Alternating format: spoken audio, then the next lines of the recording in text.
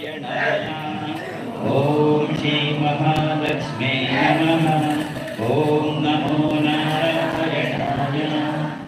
ಯದಾ ಯದಾ ಹಿ ಧರ್ಮಸ್ಯ ಗ್ಲಾನಿರ್ಭವತಿ ಭಾರತ ಅಭ್ಯುತ್ಥಾನಮಧರ್ಮಸ್ಯ ತದಾತ್ಮಾನಂ ಸೃಜಾಮ್ಯಹಂ.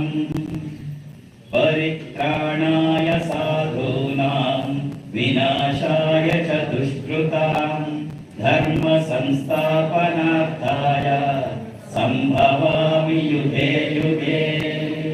ಸಂಭವಾಮಿ ಯುಗೆ ಯುಗೆ. ಸಂಭವಾಮಿ ಯುಗೆ ಯುಗೆ.